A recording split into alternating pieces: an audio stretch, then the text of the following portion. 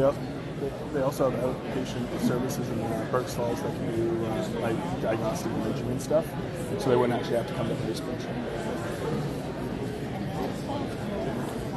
The hospital closed, but they'll have some service. It's like X-ray and stuff, apparently. Yeah, but they were promised to have the similar model to ours, and they don't have an emerge. They don't have anything like that up there. Yeah, outpatient, some outpatient, none.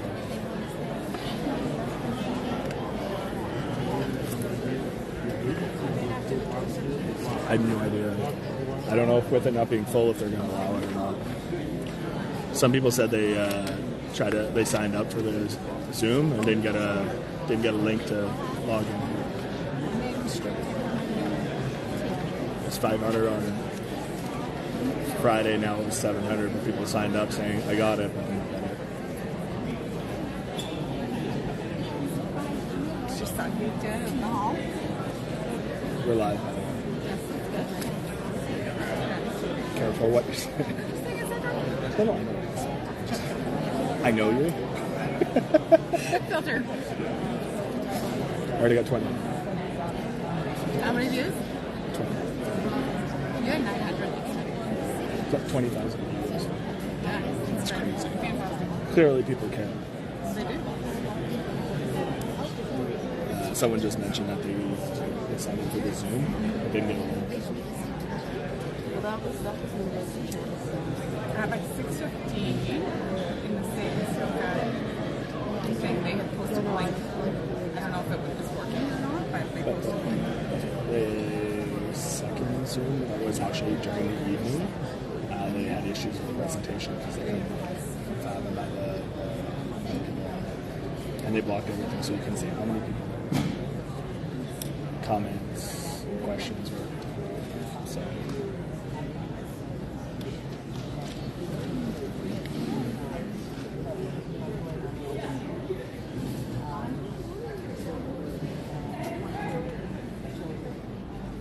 You might need to hold this up. You should have brought a tripod stand. Phil. Why didn't return it?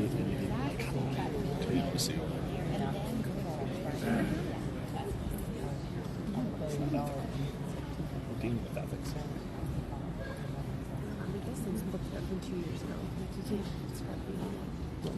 That's what I'm saying.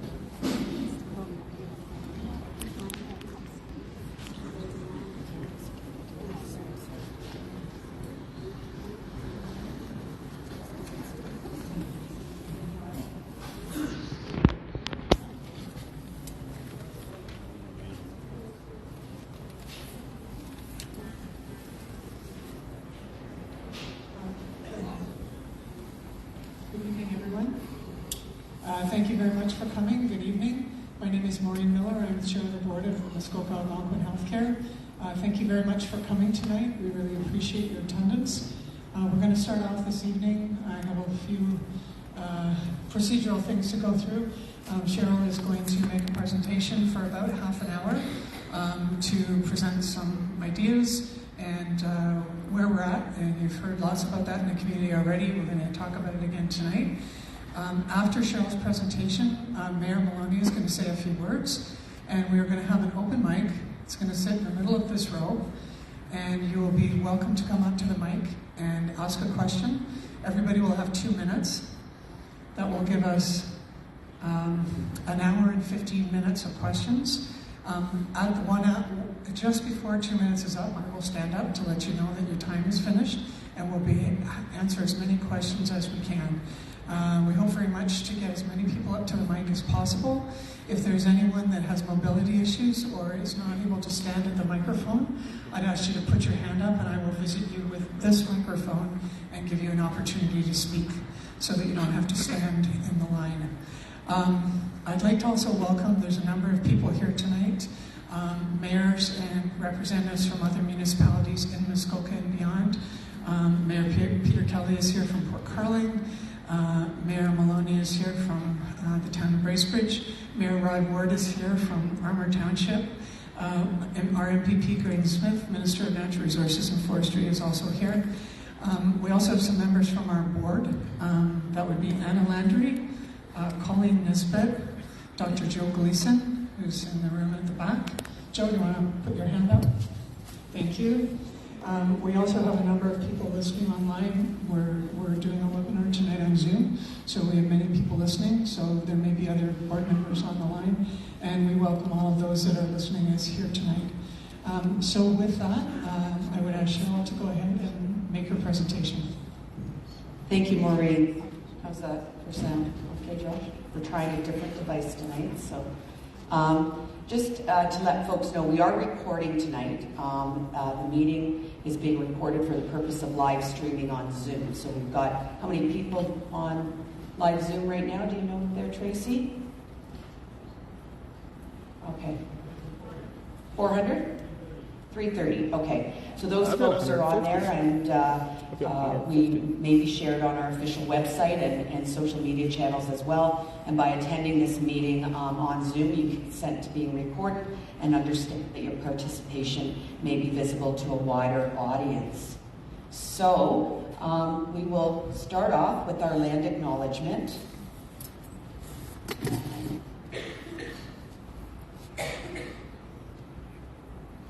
Or not.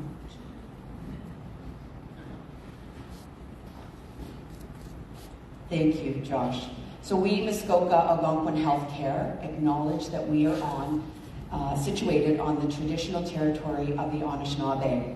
We wish to deepen our understanding of the culture of the local Indigenous communities to develop appropriate, culturally safe healthcare services by building trust through respectful relationships that acknowledge past harms and mistakes, to move forward in the spirit of truth and reconciliation based on the 7 grandfather teachings. Miigwech. So before we get started, I would like to introduce our panel, members from the senior team and our redevelopment project team. To begin with, Mary Silverthorne is our Associate Vice President of People and our Chief Human Resource Officer. Mary comes with 34 years of public service experience. She spent 23 of those 34 years with our OPP, and she also has hospital experience. Melissa Bilodeau is our Chief Nursing Executive. She's 19 years as a registered nurse, both in clinical and in leadership at MAC, and her background is in critical care. Dr. Khalid Abdurazik is our Chief of Staff for the last 5 years at MAC. His background is an obstetrician and gynecologist with 35 years experience, and 20 of those years in North Simcoe, Muskoka. Khalid also brings a wealth of leadership experience over the last 13 years. Alistair Smith is our Vice President of Corporate Services with 35 years in healthcare, including extensive experience with redevelopment projects around the province. And Tammy Tkachuk, I hope, is in the room. She's our board liaison. She's been with the organization 19 years. She's our historian on lots of things around redevelopment, so thank you, Tammy, for your assistance tonight. Tim Miller is our Director of Facilities and Capital Project Manager, and he has 7 years at Muskoka Algonquin. He's an engineer by background, and I always say at every session that Tim is the fellow that you want to ask the questions about our infrastructure of our 2 hospitals, and he will tell you where all the broken bones of our buildings are and what we have ahead of us. And he's probably one of the first ones that's really looking forward to having new development at our hospital. Maureen introduced herself as she's our board chair for 9 years. I'd also like to recognize Maureen's role in redevelopment related to local share.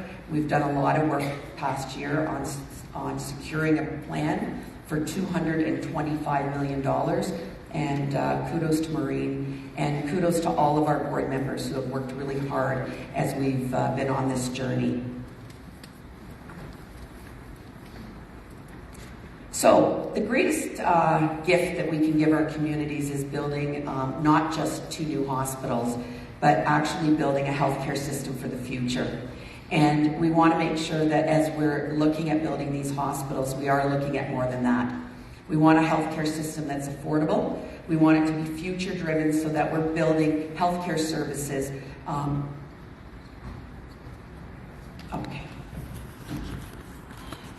So that we can build a healthcare system that is affordable, it's sustainable, and it's offering expanded services and new services that we don't have today. Before I get into the presentation, I want to reassure people that what you're going to see tonight has been a concept that we have come up with over the journey of development of these new hospitals. We are here tonight to listen, to understand, and to go forward so that we can build a healthcare system with 2 new hospitals for the future of healthcare 10, 20, and 30 years beyond.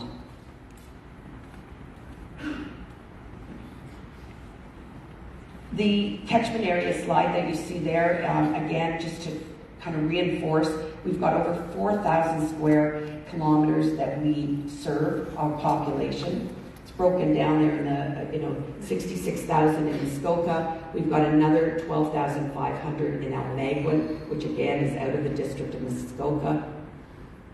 And we get 80,000 seasonal visitors a year in Muskoka. We get 3.2 million visitors, and of those, 1 million come through Algonquin Park. So it just gives the perspective of the areas that we serve, not forget. And I want to say that all of the people we in these areas have a 30-minute drive time to either one of our emergency departments. Our journey slide. So this is an important slide to take a look at where we've been over the last 10, 12 years. We've had many different models that we've had to look at for various reasons. Starting back in 2015 was when one hospital was proposed. A lot of work went into that model as well, and a lot of discussion went on about that model, and the determination in 2017 under ministry direction was that we look at one organization with 2 acute care hospitals. During 2017 and 19, before we got into further planning, there had been a lot of questions about our hospitals and whether or not we could renovate them. And so a lot of work went into having a look at what we could possibly do with both of our sites. And I can tell you that Tim can tell you that it would be highly, highly disruptive if we could. But secondly, the code in our buildings, it would cost an outrageous amount of money to even try to renovate them. So when we got our planning grant, thank you to the government for a $15 million planning grant to plan our 2 sites. We went out during February and September of last year looking at our current model, which is a lot of duplication of services at both sites. But that's what we started with in terms of looking at our planning. And we spent a lot of time taking a look, too, at whether or not we could make any changes. And I have to say, the folks that were at these user groups were really challenging each other on what are we doing today, what can we do different in the future. But as it ended up, in September, we went out and had it costed because we had heard a lot of discussion about the cost of construction, and especially in the healthcare sector. So in September, the costing came back, costing estimates, and we were sitting at almost 50% over budget of $1 billion budget. The good thing, I guess, was we were told we weren't alone. There's a lot of hospitals that were at the same stage we were, and some of them were even as high as 60%. So what do? We had great conversation with the ministry, with our capital branch partners, Infrastructure Ontario, and they really encouraged us to see if we could go back and look at a model, still 2 sites, still 2 acute care hospitals. But could we look at being innovative? Could we have a look and see if we can reduce duplication of services and see what we could come up with? So we went back to our user groups with a proposed model, of which you're going to see tonight. Again, I stress it was proposed. Our user groups are the ones that had done the work all summer long on the model that we didn't feel was going to be sustainable, and said, okay, what can you do with something like this? So during November, right through to January, we had about 5 or 6 more larger user group meetings. We socialized the idea. They came back and said, no, this won't work. We should look at this. And so by January, the 19th actually, was when we finalized the model, proposed model. It's not fait accompli. We know we still have work to do on it, but it was a model that we could come out and start to discuss broader than just the user groups. I want to say that during that time, we also, we were listening and we were making changes. So one of the changes was around ICU at one of the sites, and we heard the feedback, we worked with our consultants, and we came back to actually making a change there as well. Our process for planning, very extensive, very iterative. Over 250 people were involved in these user groups, and each of the user groups had a focus, a lot of clinical focus, obviously, and then there were even some focus groups that were looking at things like front lobby and back office services and where they needed to be and what kind of services needed to be next to other services. We also have a great group of consultants, healthcare planners and architects that work largely in healthcare and beyond just Ontario, but in Canada and beyond. So they were bringing us new ideas, new options on how we could design our new hospitals. And the community engagement we had last year, and many of you were at those, where we were talking about local share and site selection. But what we really heard as well was what people wanted in healthcare in the future. These new batteries. So some of the things that we heard that we thought this new proposed model or prototype could answer some of those questions. We heard people said, please, if there's opportunities for new services that we don't have in Muskoka today, but we can look to the future and perhaps have, please consider that as you're looking at future planning, as well as expanding services. And we talked to people who, are traveling sometimes an hour down the road for a follow-up appointment. Is there the possibility to do more virtual care, for example? And the other thing that we heard was about improving care by concentrating patient services. And please, we're spending a lot of money on these hospitals from our local share, because the government envelope is just under $1 billion. Please make sure that we're not duplicating and we're getting good value. We also heard a lot about the worry about building these 2 new sites and then being able to operate them in the future. Please make sure what we're building isn't going to be empty and we're not going to be able to afford to operate them. And this is an important piece because as part of the planning submission, the government now is looking very early on at what we're proposing and kind of doing some cost estimates on what it's going to cost to operate, because they also don't want to invest in hospitals that they're not going to be able to support in operating dollars. The other thing that we heard, and we know we've been experiencing it day in and day out, even well before COVID, is making sure that whatever we build is going to enhance and increase sustainability for our health human resources. Just going to take a drink, sorry.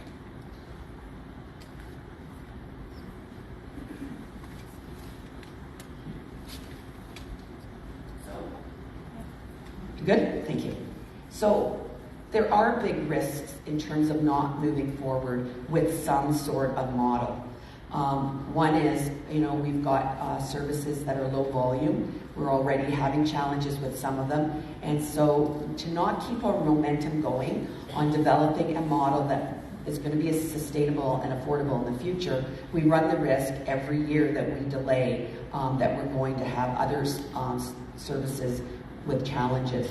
We also know, I'm sure if I ask for hands up how many people have been in our emergency departments, the crowding, capacity is overwhelming, I will say, and you'll see with the expanded build, we're going to hopefully be able to reduce that. But again, we need to take our time, but we also need to keep going because every year is another year of overcrowding and issues in our emergency department. Our aging buildings are deteriorating, so every year we wait to move forward or slow down.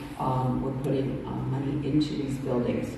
And in some cases, we can't, even if we had all the money in the world, we aren't able to do things like sprinkler systems or firewall separations. And those are two very real challenges that we have in our hospitals today. Project planning delays also can drive our future construction costs. There's inflation every year, and now that we're on a schedule every year that we go out, there's that risk. Through conversations, we've been given some assurance that we will try to keep this project within the timeline, so there won't be those type of budget impacts. So look forward to hearing. I look forward to hearing that. As well as losing our place in the provincial queue. As I said, there's a number of hospitals that are in the same boat as us, and there's a number of hospitals that are waiting to get into queue because of the same reasons. We've got a lot of hospitals in the province that have aging infrastructure and really would like to get in the queue for their hospital to be rebuilt. So I will talk about the concept that we have been bringing forward as a model. First off, talking about 2 acute care hospitals in both communities, in Bracebridge and Huntsville.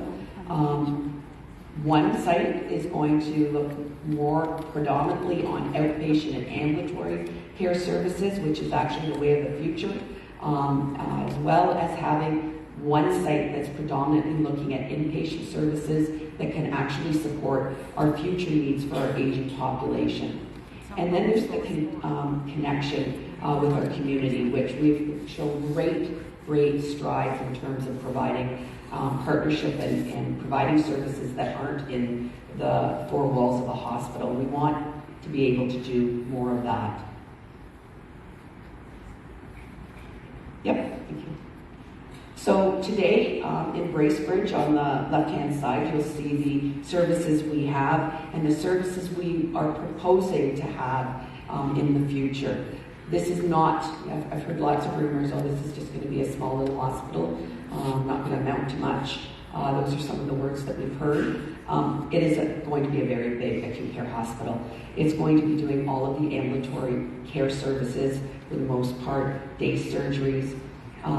We are, in this model, looking at having beds that would support that type of service. So having what we call shorter stay beds that would support our emergency department for some admissions, as well as any of the surgical patients that would need to stay in. Just as a number, about 90% of our day surgery now is surgeries that go home. So the amount of beds is adjusted for that. We would also, and this was a change that we heard from clinicians, will have a 4-bed ICU in this model. Why? Because it was felt by the clinicians that to run a full-service emergency department 24 hours a day, it was important to have this level of ICU care. This is the same level of ICU care that we provide today at both sites. Emergency, almost well over doubling, going from 11 stretchers to 27 stretchers. The volume for Emerge and Bracebridge is expected over the next 10 years to go up about 2,000. In Huntsville, the focus, as I said, is on looking at complex, longer stay patients that require still acute care, but we're talking about our aging population, people that get complex issues that not only need acute care stay, but they also will likely need rehab or reactivation. Huntsville is a designated stroke facility, and that was determined many years ago based on geography and location to the next stroke center to the north and to the south. For stroke, you do need to have an acute care stroke program, and pleased that we actually had to get a designation for that. And that's taken a few years, believe it or not, but we were happy to receive that just before Christmas. We are also going to have programming that's called reactivation. And again, these are the type of services that when people have come into hospital and have to stay a bit longer, will be able to be reactivated and can get home in a timely way. A level 3 ICU, 10 of those. We're really excited about this because this is a service in critical care that we currently don't have. And in this proposed model, we have 14 ICU beds to figure out. So we put 4 at Bracebridge and 10, but now at that opportunity, we can actually make it into a level 3 ICU. A level I3 ICU will be able to look after patients, again, that are very complex, require longer, more complex ventilation, support, and many other things that currently, if you or a loved one needs a level 3 ICU today, you actually have to leave Muskoka. You have to go to Barrie, Aurelia, or to the GTA. I have had very positive feedback from our regional critical care lead, Dr. Mark Bailey, who really supports that this, for the way forward in terms of the critical care system, both locally and for the province, is definitely the way to go. The other area that we proposed in this model is single siting or focusing and concentrating our obstetrical program. Currently, we are just under 300 deliveries a year across 2 sites. In the future, again, our population is growing in the aging folks and staying pretty much flat for the childbearing ages. So we are looking at an increase in births. And so the importance if you're doing a low volume of obstetrics is to concentrate it. One of the important things that we're doing this for as well is for the sustainability of staffing. It's very difficult to maintain the staffing across 2 sites when 20% of the time the nurses that are trained to be obstetrical nurses are only doing the type of work they like 20% of the time.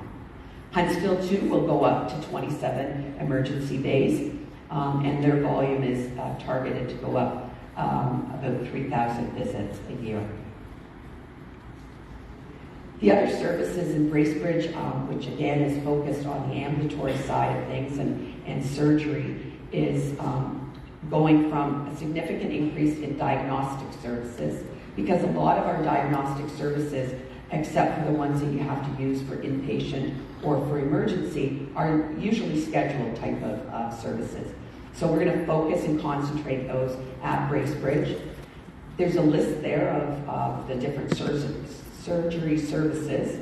Again, consolidating those that we were doing in Huntsville as well as in Bracebridge, all at the Bracebridge campus. Those are some of the examples of the surgeries we do today. Again, pretty excited about the fact that we will be able to, in a model like this, where we're concentrating day surgery, we're going to be able to expand services like orthopedics, hip and knee replacements, and again, with our aging population, having that type of service close to home 10, 20 years from now is really important. And again, a lot of support from our regional orthopedic programs, surgeons, about being able to expand that service up here. We will have more operating rooms and procedure rooms as well, and we'll be having a medical day clinic that can support outpatient services.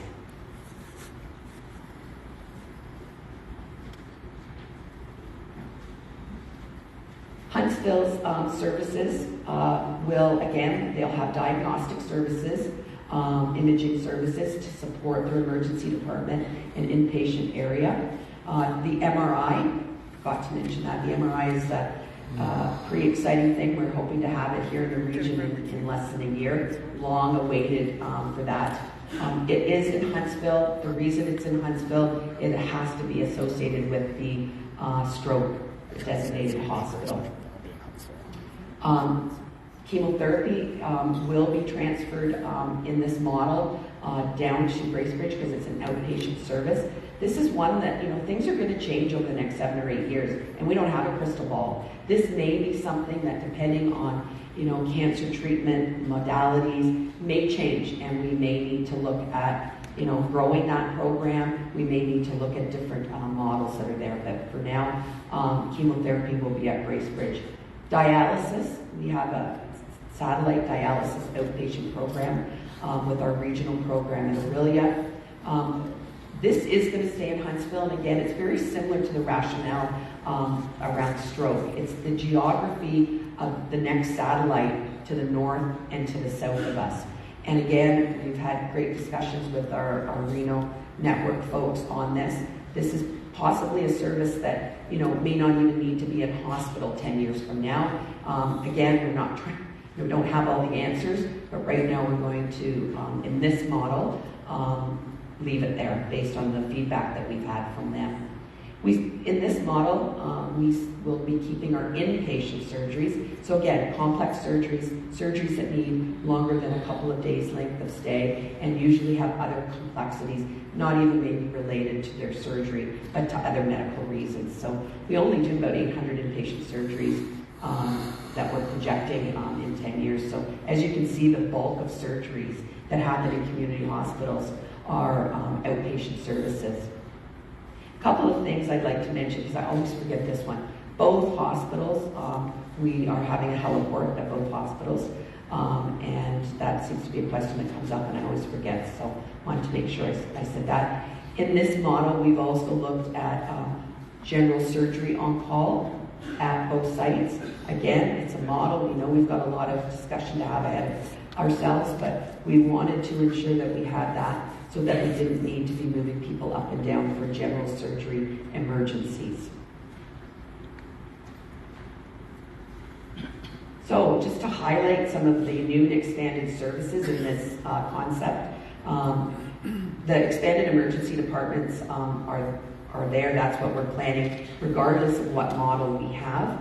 We're looking at having areas in our emergency departments that we can fast track people through. This is a common practice in state-of-the-art emergency departments across the province. Fortunately, we haven't been able to do that because our footprints are so small. So this will be a real improvement in terms of patient flow through the emergency department. The other area is improving our mental health areas in our emergency departments. Right now, the team has done a great job at trying to take rooms and make them a little bit more conducive for when people are having a mental health crisis to come in and have privacy and be cared for. In our new emergency departments, we're definitely going to be able to do a lot more improvement there. In terms of outpatient surgery, I've shared the excitement about concentrating day surgeries, being able to expand services like joints, replacements, expanded orthopedic trauma, gynecology, the list goes on. There's some things we don't even know today that we currently may be doing as an inpatient that will be an outpatient procedure. And diagnostic services, opportunities to expand our diagnostic imaging and other diagnostic services. Up north in Berks Falls, we actually run a general x-ray machine and we do lab work up there. There's a lot of communities that we service, as you saw on that map. We'd like to be able to build the capacity to do more outside the walls of our hospitals so that services like this can be close to home. We will be increasing our mammography services. We heard a few months ago the screening criteria has changed, so more and more women are going to be needing mammograms, which is great. What we'd like to do is not just offer this service at our ambulatory center, but actually wrap around services that are important, other important features for women's health. We also, in our new buildings, want to make sure we're being really open to our Indigenous communities and looking at practices that we can integrate, not only in the design of the building, but actually in some services. So that is definitely high on our priority. Virtual care integration. Every room, every space in these two new hospitals will have the ability for virtual care. This will be important for being able to talk to each other across sites, talk to each other and with other organizations. We all know during COVID that this was a lifesaver in some situations for people that couldn't get out and needed to have consultation. So we're looking at, for Muskoka Algonquin Healthcare with 2 sites, an increase of 34 beds. We're currently sitting at 123, and so yes, we're increasing the beds. I'd just like to remind folks, though, the future of healthcare, and we're seeing it already across the province, across other jurisdictions, it's not just about beds. In fact, it's less about beds. It's about being able to provide outpatient services, outreach services. The acute rehab is an important component of what I've talked about, because when people do get in a hospital, nowadays you want to be able to get them feeling better and get them home and not have to wait around in a hospital until they're ready. So we feel the focus on focusing staff on patient groups with like diagnosis, like obstetrics, like rehab, like our outpatient surgery, really does provide an opportunity for better staffing, better staff satisfaction when you're doing the work that you're trained. And so we do feel that there's the opportunity, and in my discussions with other folks, this could be a model of attracting new specialty physicians and staff as well. And at the end of the day, I truly believe that this is a model. This model, or something similar to it, really will enhance the patient experience. Work ahead of us, as I said, 7 to 8 years ahead of us. A lot will change.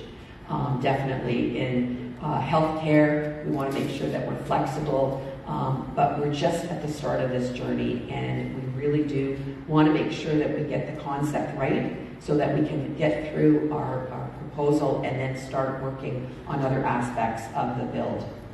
We have heard about transportation. We've heard about transportation long before we were talking about redevelopment.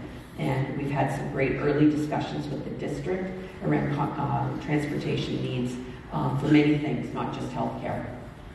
And we also know the importance of building really strong partnerships. We've got a great reputation of that with wonderful partners across the region. We need to do more of that if we're going to have a model that's going to put care closer to home and not inside the walls of a hospital. So our next steps, we've come out with a proposed model to look at. We've heard lots of feedback, and we are going to continue to listen to the feedback and modify as we go on.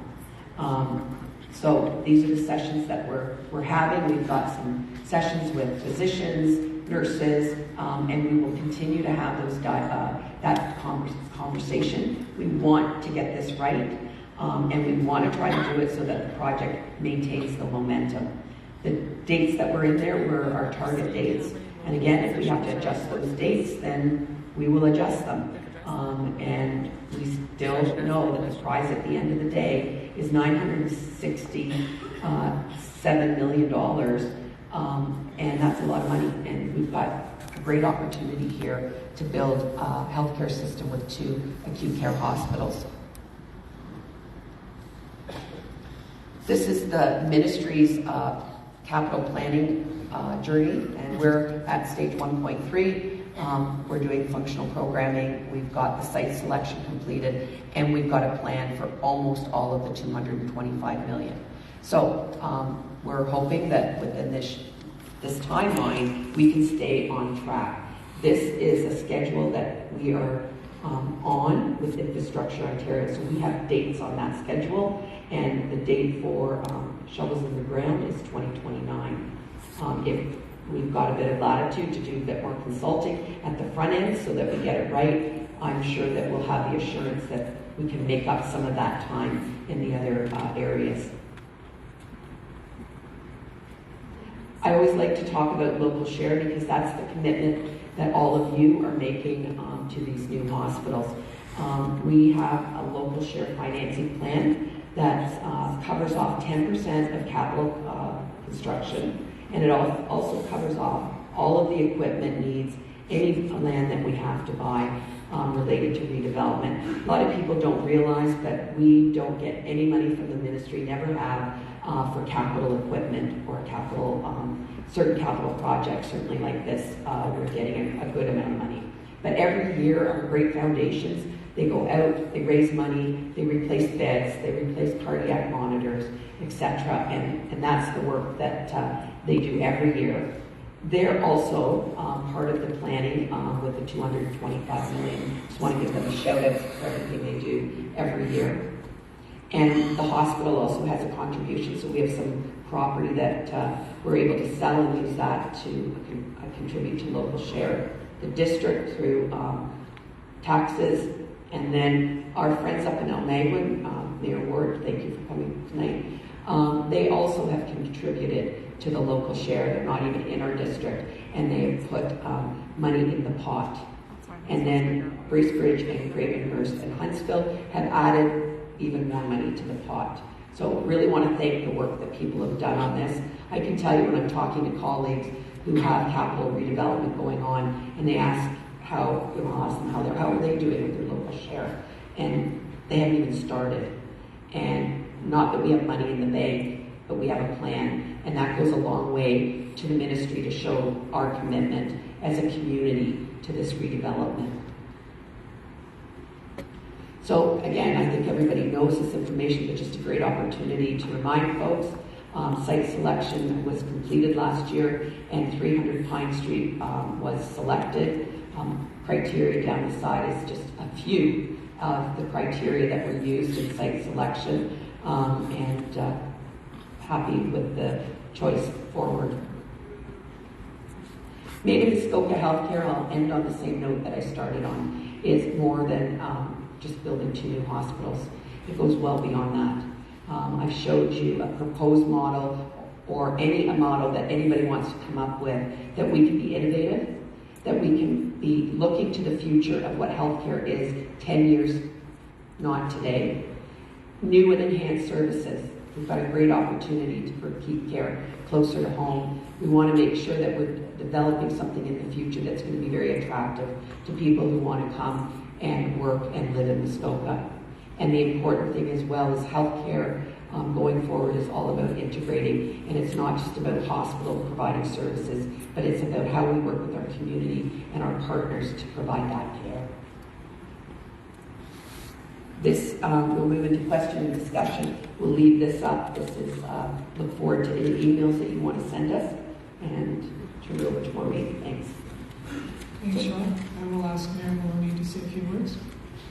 Well, thank you very much, Maureen, and thank you, Cheryl, for your presentation.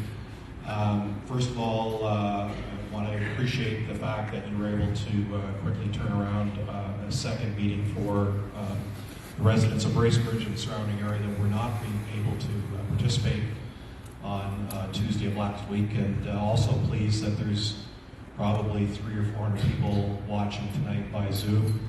I think that you've highlighted the importance of community engagement through this process, and I'm also pleased with Mac's commitment to take the time necessary, as you say, to get this right. It's an important decision for Mac. It's an equally important decision for our communities, and appreciate the fact that you've recognized that to take the time to get a model that works for healthcare in all of our communities is an important next step, so thank you for that. I won't go through my comments of last Tuesday. I will say that I do appreciate that folks are totally engaged in this process. It's evident by the number of people that are here tonight, the folks that are watching by Zoom, and the probably 400 or 500 people that were here last Tuesday. So without kind of taking the time and the mic to take away from the time that we want to get questions, I will say, again, as I said last Tuesday, in order for us to get the best out of tonight's meeting, it's important that we keep our focus when we have questions. We keep our focus on the point that you want to make or the question you want to ask, and we do that respectfully, and we do that through the mic that's here. It doesn't help the conversation by comments or interruptions. I want to hear what Mac has to say. You want to hear what Mac has to say. Collectively, we want to be able to understand, we want to provide the feedback, and they want to hear that feedback. And we can only do that through the process of a respectful conversation. So with that, I will turn the mic back over to you, and thank you very much. Thanks, Mayor Maloney. I have my trusty 2-minute timer on my phone. We will be asking people to approach the mic and stand in line to ask questions.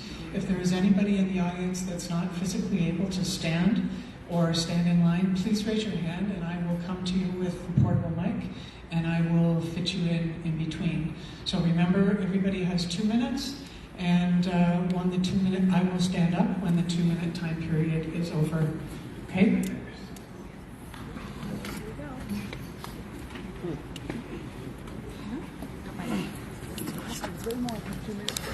Good evening, everybody, and thank you for this great crowd here. My name is Peggy Peterson. I'm from Huntsville, Ontario.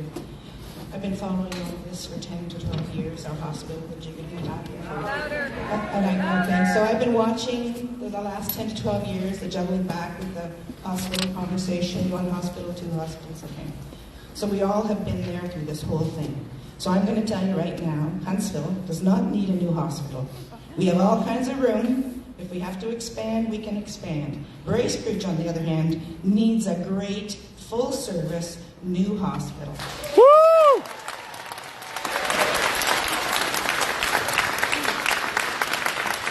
I hear you talking about funding. We don't have any tax money for you. Nobody has any extra tax money. There isn't any more money for this.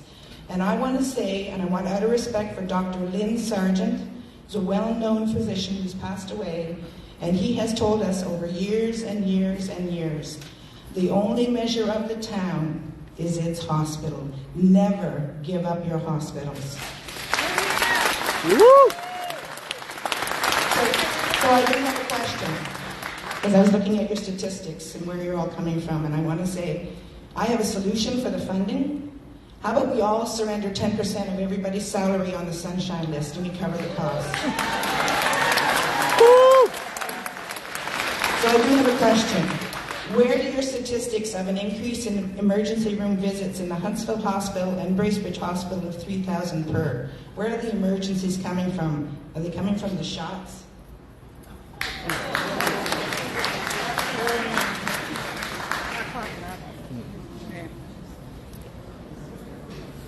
Just for the record, I would definitely give up my entire salary as the MAC board chair. I don't know about that. Do it then. The entire board is volunteer, so I'm happy to give up my salary. In regard to the source of data for the projections, those come from the Ministry of Finance. That's what's required of hospitals across the province for developing any submissions. That's what's used. And the consultants have used those consistently throughout the whole process. Oh, sorry, you asked about don't build in Huntsville. Neither hospital is up to code. Neither hospital has the capacity today to do the types of service.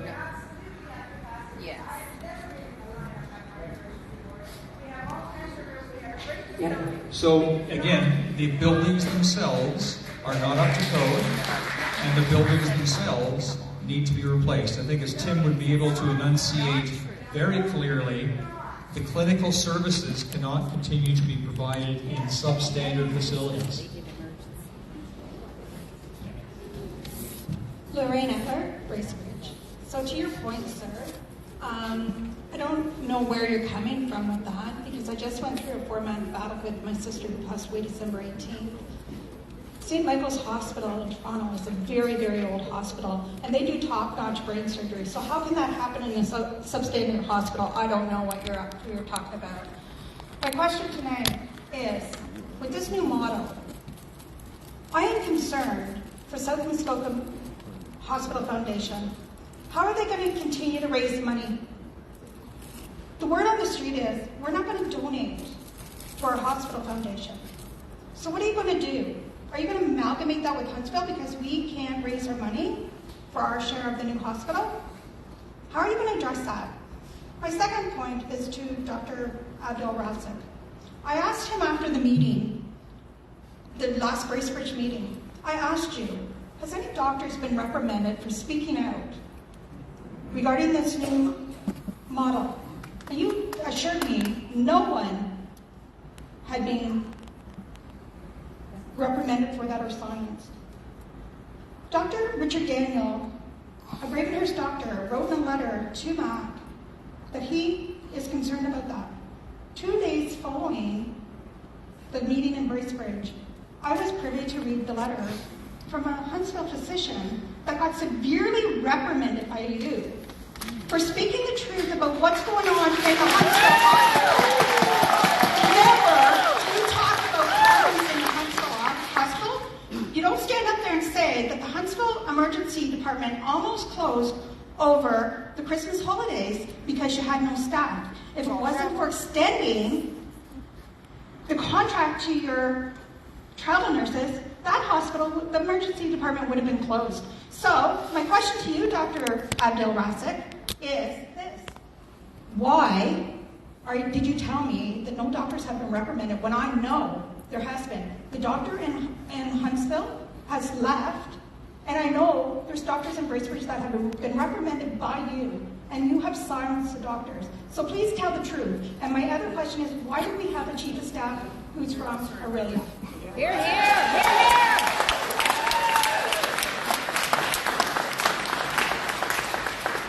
Thanks for those questions, Lorraine. The question regarding the foundation, I was able to discuss with the foundation, and they have asked you to direct any questions to them. They have been part of the process all the way along. They are part of the local share committee, and they have been part of this discussion.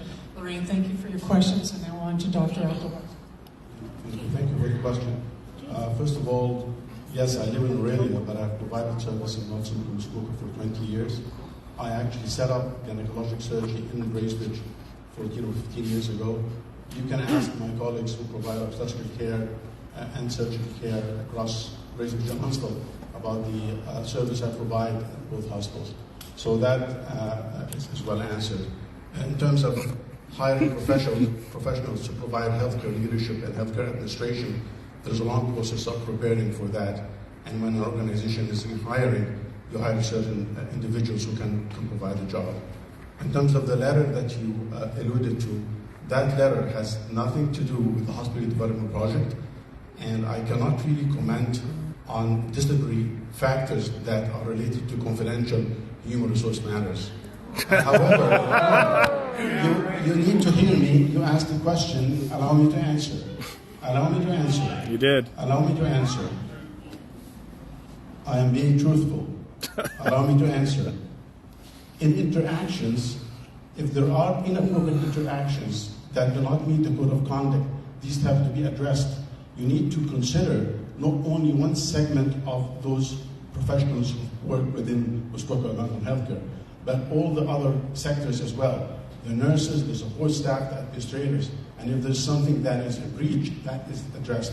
It has nothing to do with input about capital development, and you have been misinformed, and I cannot comment on confidential HR matters. You're not misinformed. Your job is to secure either you can be replaced. Dr. Abdul Razak, how many years have you been credentialed at Muskoka Algonquin Healthcare? 14 or 15 years. Thank you. Why are you just speaking for? Is for surgeons or family docs whose patients have been transferred to Huntsville.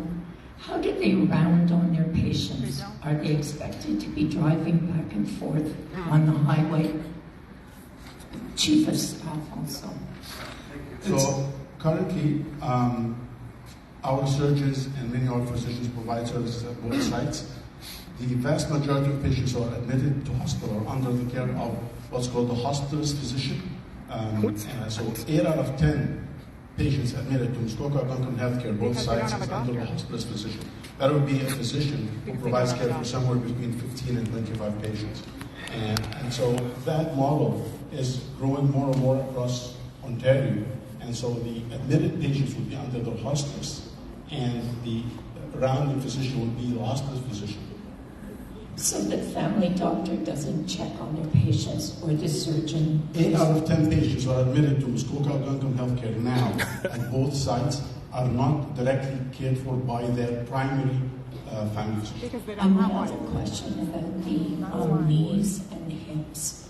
Don't those patients stay in hospital? So currently there are techniques where these patients have a same-day procedure or require one-night stay. Our current operating rooms do not have the capacity to provide joint replacement. In the newer model, the joint replacements would be provided, and these patients either go home same day or stay 1 or 2 or 3 nights. In the 14 beds or in Huntsville? No, in the 14 beds. The plan for the beds in Bracebridge is to serve short-term admissions from the emergency room and short-term admissions from surgical services, be it joint replacement or gallbladder or hernia repair. Patients who need short-term, and 95% of surgical patients treated at Muskoka Algonquin Healthcare do not require admission to the hospital. Where are those stats? The stats are available at Muskoka Algonquin Healthcare. Okay. These are the stats that our consultants have used, and you can ask the surgeons as long as you know them well. I do. We do know them well, thank you. Is there anyone in the audience that isn't able to stand in line that would like the microphone? Okay, just checking. Let's go, Mike. So my name is Michael Mason. I'm a physician in Bracebridge where I have a family practice. Woo! And I look after my own patients at our local hospital. Yeah. I'm also the assistant program director of the Northern Ontario School of Medicine's Rural Family Medicine Residency Program, where I oversee family physicians training in the towns of Parry Sound, Huntsville, Bracebridge, and Gravenhurst. The Rural South Nawson Family Medicine Program is one of the most sought after and competitive rural teaching programs in the province. In fact, in 21, we were awarded a provincial teaching award of excellence due to the overwhelming interest of medical students wanting to come here.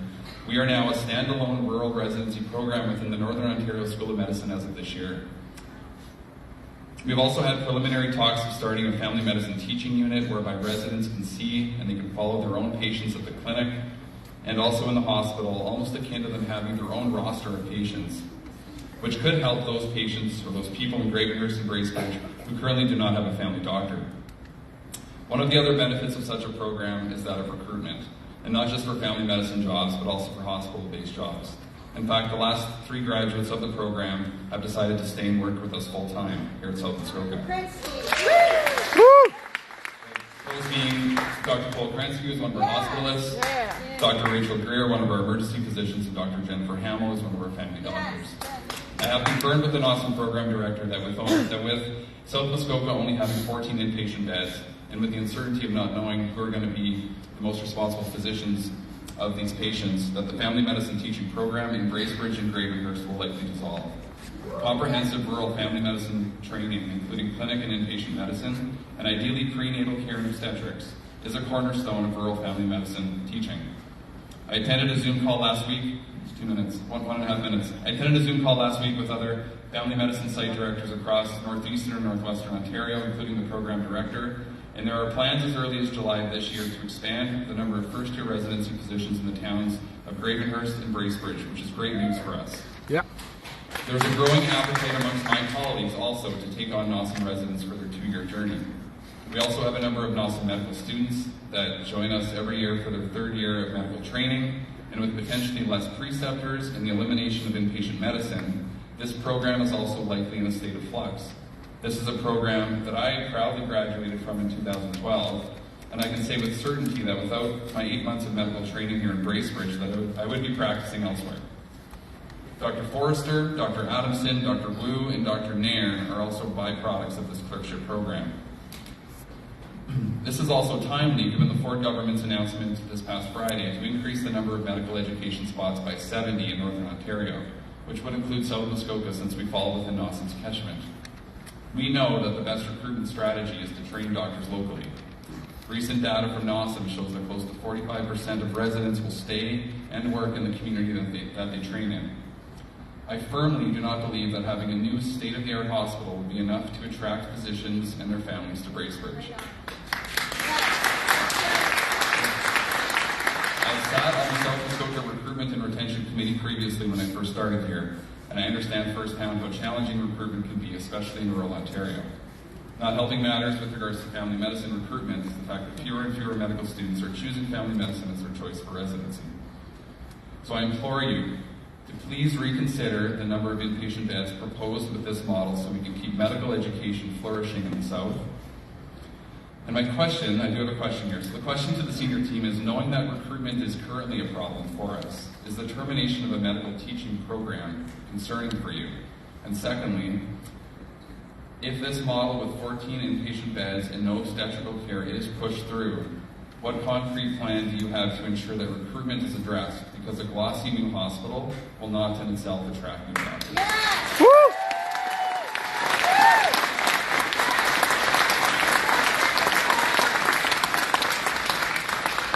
Thank you, Mike, for the question and for your participation at the user groups. And just I would like to also let the audience know that a number of the feedback that was received from Dr. Mason and his colleagues that the emergency room user groups helped to improve the plan for coverage model for the emergency room.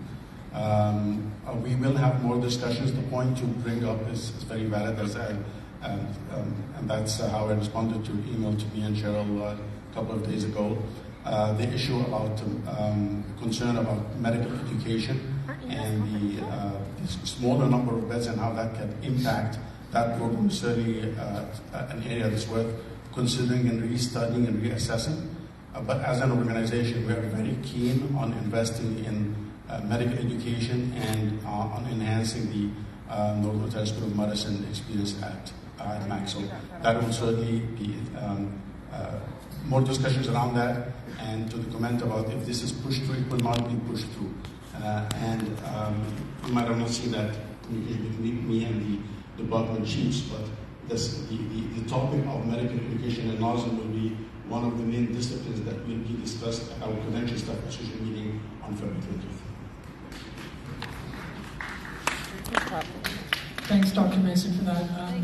Dr. Abdelrazak just mentioned we will be meeting with all of the doctors that have credentials at Muskoka Algonquin Healthcare on February 20th to discuss these items that are being brought forward.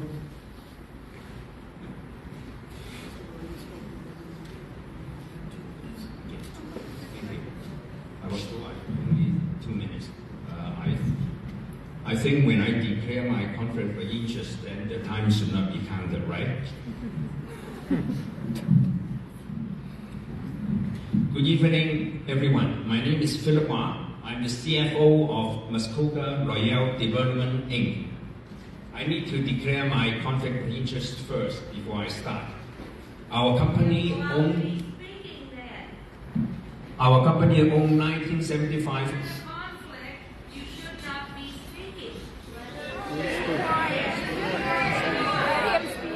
Our company owned 1975 Muskoka Beach Road. 40 acres of our land was one of the 2 shortlisted land for the site selection process.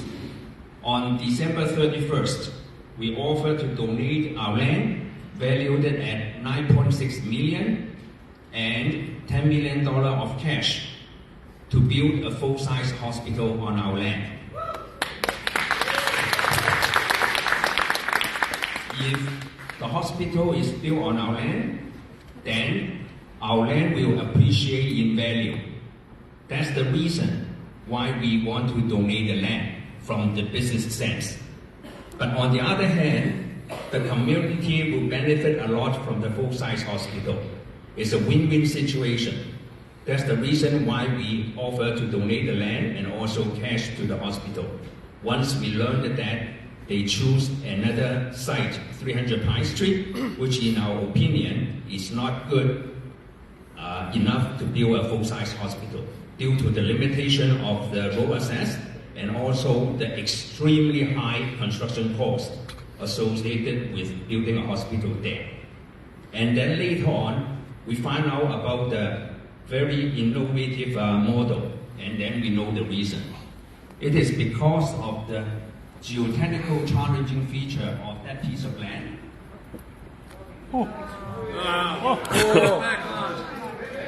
Didn't even give him a warning.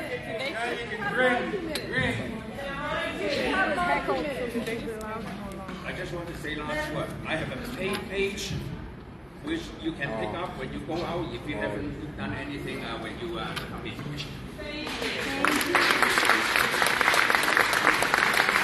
Thank you, Mr. Wong. As we've said in the 3 previous sessions, yes, there were 2 sites that were on the short list for the property. And on December the 20th, after going through a process of evaluation through a site selection working group, through a Capital Redevelopment Operations Committee, through the Capital Development Steering Committee, and then the board, the 300 Pine Street site was selected. At the time the decision was made, both sites had a cost to the hospital. Subsequent to the announcement of that decision, you are correct. You came forward with a different position after the decision had been made. So sell it.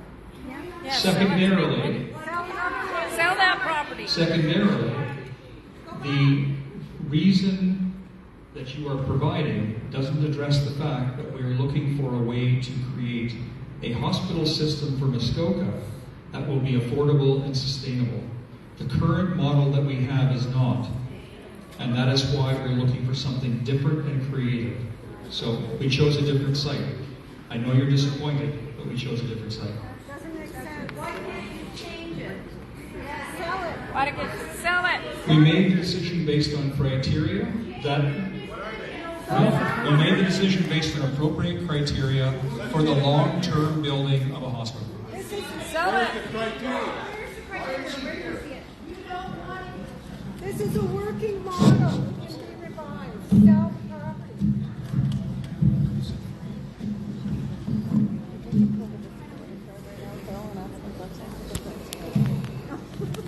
You do you. I'm George Chen. I am Muskoka Royal CEO. English is not bad. I maybe my CFO some question translator for that somebody. Okay, is one 就是咱们非常重视这个医院。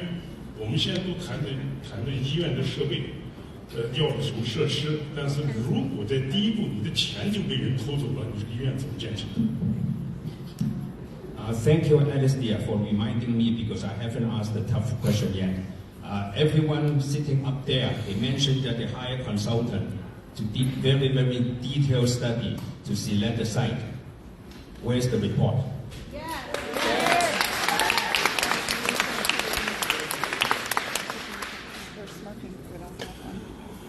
It's just funny. Question 2.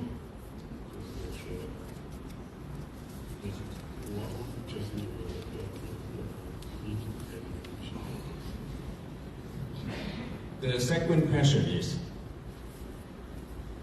Alistair said, we make the offer of donation after they decide.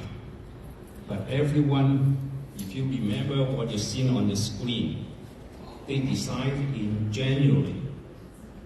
We offer the donation December 31st. January is earlier or December 31st is earlier? Thanks, Mr. Chen. You last one.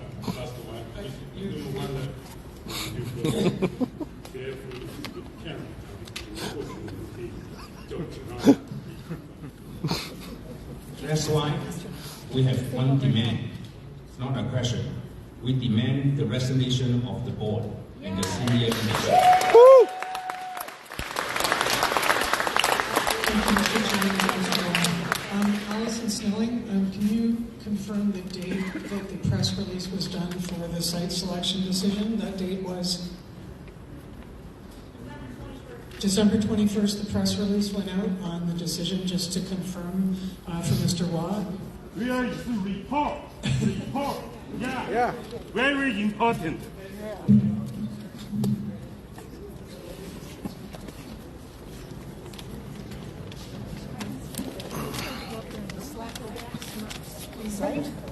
I'm Katie Kalakis. I formerly dispatch our ambulances here in Muskoka.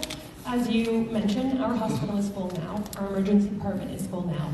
Offload delay, for those that don't know what that means, is when an ambulance brings a patient into the hospital and they are not able to respond to another call. Our nurses need to transfer care from them, and as it stands now, if an ambulance and paramedics are at the hospital and they're in offload delay, somebody could drop at the arena and they cannot respond. What you're doing is reducing inpatient beds, increasing emergency beds. How, at this time, when we have people in the emergency department for days waiting to be admitted upstairs. Is this a good idea? Equally, who are you going to rely on? Who are you going to rely on to move patients? Right now, a patient can go from emerge upstairs and be admitted. When you take them out of the building, who's going to take them? An emergency response unit? In Muskoka, we have 8 ambulances. 8. 2 seasonal additional ambulances.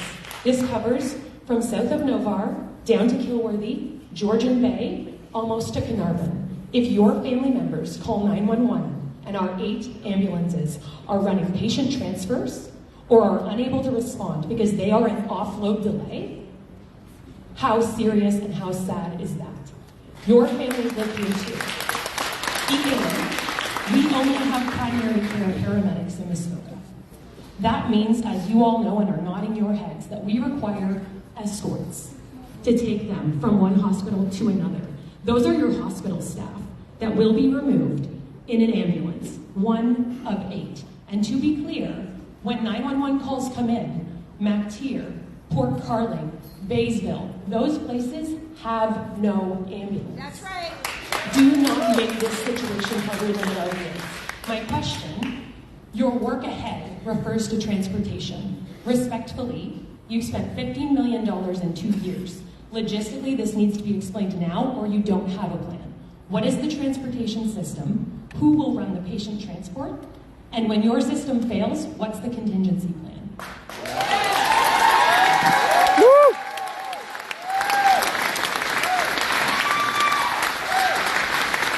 First time she's got it. First time she got Thanks, it. Katie. Thanks, Katie. We are working on it. Thank you. As a first start, we've had initial conversations with our paramedics about, number 1, how do we get to advanced care paramedics, because we do know that that's probably the next step for our communities. We know that the transfers that go from site to site for stable patients will not be handled by EMS. We don't have the capacity. We're going to need to implement a solution for that. We have conversations coming up with Quinte Health. They have their own transport system in place.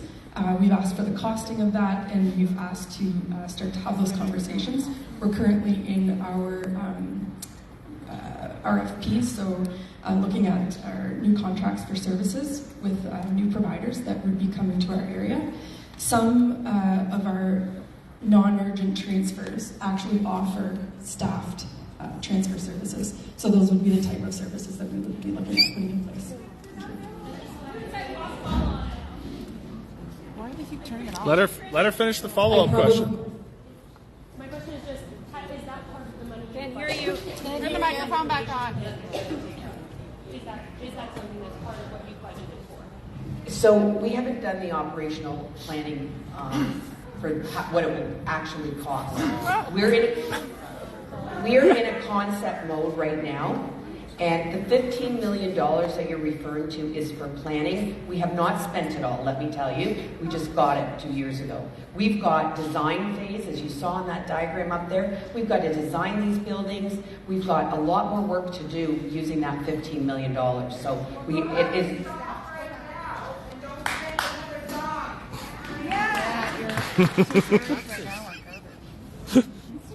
Just sit down. Quinte Phillip. Health had 17 people with opioid in My one name is night, Tom and they had to Young, close and, down the town. I can actually say I've been the poster boy of this hospital for about 7 years. And yeah, that was kind of a pun. But anyways, the hospital's very special to me because Dr. Gupta and every person that works in the hospital saved my life, and it was very important to me. And I did stay in the hospital. And I had my family visit me here in this hospital. Dr. Gupta visited me every day. I was in there many times. In fact, he knows me better inside than he does out. He visited me every day, which was really comforting. My family doctor, Marty O'Shaughnessy, he visited me as well, which is very comforting. If I have to go to Huntsville for my stay after my surgery here, they're not going to visit me every day up there. I know that. I think the problem here, and this is strictly my opinion, I'm trying to be very, very respectful to you as the board. For a long time now, everybody thought you were working on 2 full-service hospitals. And then all of a sudden, 2-3 weeks ago, it came out somehow, I have no idea, on Facebook, this plan. No one was expecting this whatsoever. I remember, and I saw it recently, where the provincial government was promising us a couple years ago to full-service hospitals. Now we've got this. I'm glad you said this is a proposal, right? Yes, there's a lot more work to get on. I think the biggest issue, I have no problem with, specialty here and there once in a while. I had to go down to Barrie for my cancer and to Orillia to get my chemo. And I understand the stroke hospital could be in Huntsville, and that's fine. But the two development hospitals where you've got to develop now are just way too far apart. Way too far apart. You've got to go back to the drawing board, in my opinion, get them closer together, and get us a lot closer, more closer to these hospitals here. And I would encourage you, highly encourage you, to work with these two gentlemen to make it happen. They've got the coin by the sounds of it, right? Work with them to make it happen. I know there's infrastructure out to their property because Muskoka Brewery has water and sewer out there. And that's right across from the old turkey farm, which is what we're calling their prop. Sorry, it's not the turkey, it was a turkey farm. But anyways, the Royal Muskoka property. So we know there's infrastructure out there. Right? Please relook at it, see if we can get it closer together. Thank you. Yeah.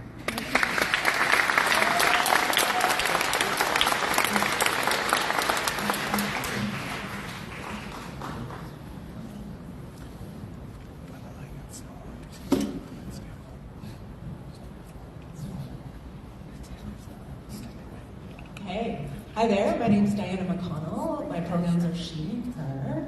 And my question is, for me, when I saw the breakdown of the services that we'd be getting in Bracebridge, I saw the potential for hip and joint replacement, cataracts, with partners. So my question is, who are the partners? Are we talking about outsourcing these services to private for-profit entities? Because that's what the province has started doing with those three particular services. And yes, they'll say that it's covered under our OHIP, but we also pay taxes. And so to pay for the profit side of things, that's going to come from us. And so I'm just curious, how is this a better model? So maybe you can answer that. Thanks. So thank you. Great question. This will not be a private development of surgeons providing the services. Our partners in this instance for orthopedics are in Orillia. They're the ones who've been providing orthopedic surgery services for a number of years. And in working with them, we will be developing an expansion of what their core program is to extend the hip and knee replacements to Bracebridge. It won't be private for profit. It will not. And so I have your word on the record. We are we're the hospital, and we are not providing for-profit private services. With our OHIP dollars.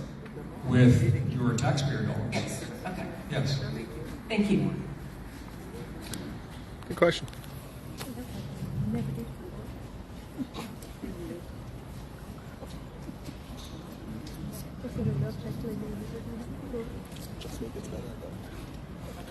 Respectfully, I believe that it is paramount that any board is 100% transparent. I have a few questions. Were any of the user groups that you described, the staff, doctors, nurses, midwives, and volunteers from South Muskoka? And how do you explain the letter that was signed by approximately 30 doctors who did not support this model? And do you have any comments on this? Right. Then I do have one more question. Last week at the Bracebridge meeting here, we were told that the board would make the studies and the criteria on the land and the planning public. Where are these studies? When are we going to see them?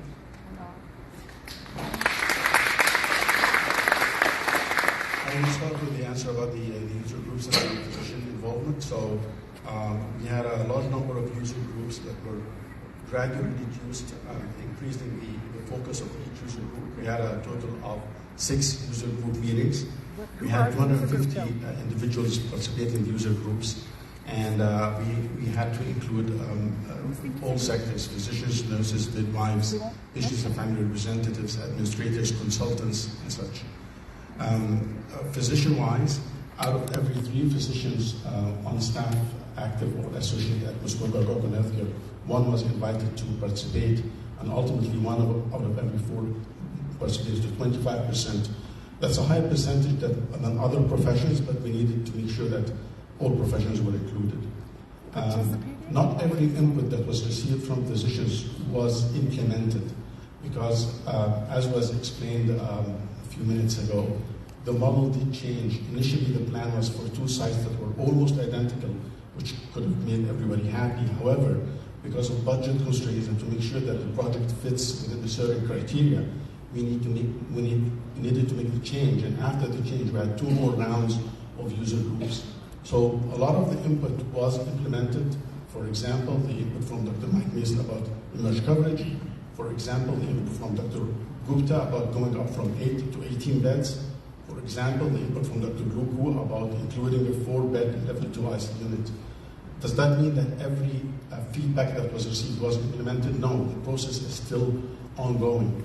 Out of the letter that was sent out, there were a number of retired colleagues, and we take their input with great respect. However, they are not necessarily in touch with our day-to-day challenges. Out of the remaining 24 physicians, 12 of them did participate in the process. And so, in total, out of the 25% of physicians who participated, approximately 50% were from Huntsville, 50% were from Bracebridge. The concerns from each site is different. The concerns from the Bracebridge team is that more of the ambulatory care and more of the surgical programs are in Bracebridge. So that means more traveling back and forth for the Huntsville or the people from northern Muskoka to southern Muskoka. And the concerns from southern Muskoka is that more of the beds are in Huntsville, and such there will be travel for those being admitted. So that's to answer the issue about the physician participation and the letter. But let me clarify one point about number of admissions related to number of visits. When we say that approximately 24 to 25,000 visits per emergency room per site, that is based on the Ministry of Finance statistics. In terms of admissions, the rate of admission from the emergency room, someone coming to the emergency room needing an inpatient bed, that rate is 8%.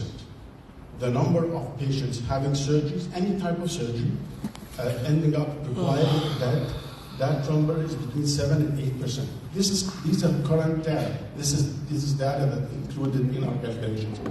That means, on average, for any individual going to any of these 2 sites, Bracebridge Hospital or Huntsville Hospital, the chance of that person requiring a bed is 5 to 7%. The hospital is full now. It's full right now. So why is it full then? That sounds like a very low percentage for a full hospital. You've already had your 2 minutes. Let's move on to another question. Come to the point. Those who get admitted, the majority of those who get admitted are discharged within 3 days, but some will need to stay longer. Currently, 30% of our beds are occupied by alternate level of care patients. Patients needing to that's another problem. Patients needing to go to retirement homes. So I'm happy to discuss more about the statistics at the end. After the meeting, we will stay around for one-on-one discussions and questions. Happy to answer questions about the statistics and the numbers. I answered about the physician involvement. I will ask Elsa to comment about the studies and when they will be available. So with regard to your question about the report, those will be part and parcel of our submission to the ministry as stage 1.3. And in answer to the gentleman at the back with the beard who came up before, you didn't specifically ask this, but this is, you talked about in 2019 where the government said they wanted to build 2 equal-sized similar hospitals. What happened between 2019 and today was COVID. And what COVID has done to our costs... Move on. Let's answer another question. Move on.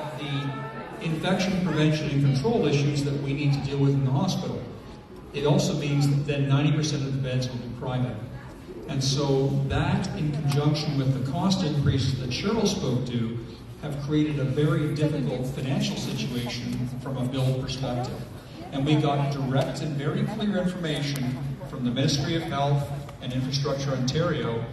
You cannot submit to equal-sized like hospitals. We can't afford it. You need to do something different, move on, novel, and innovative.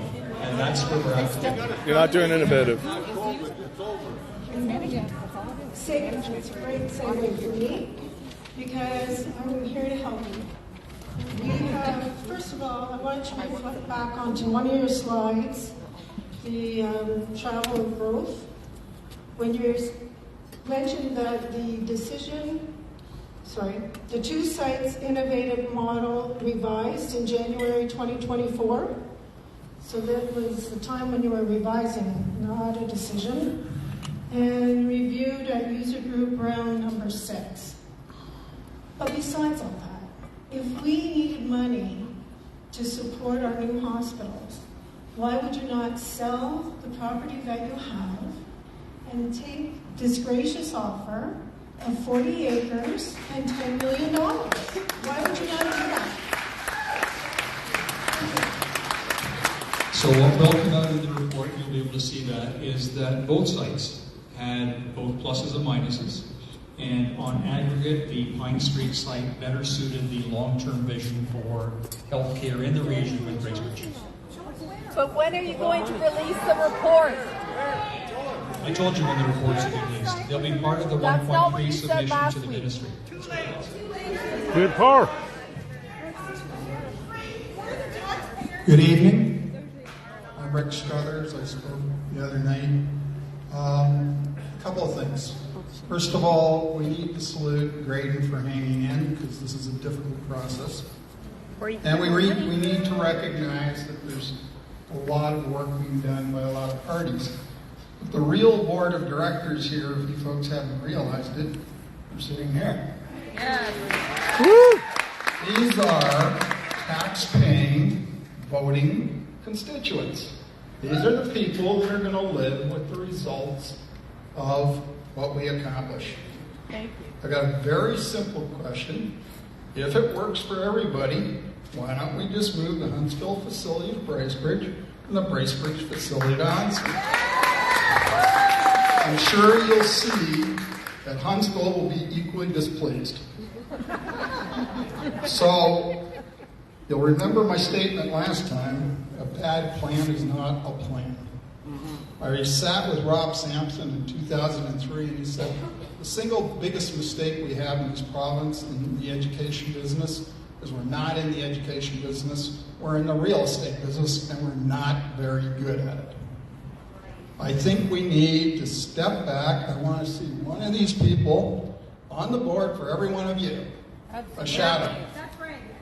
Okay? These people don't have your medical expertise, but they do have expertise as citizens and taxpayers. Thank you very much for your time.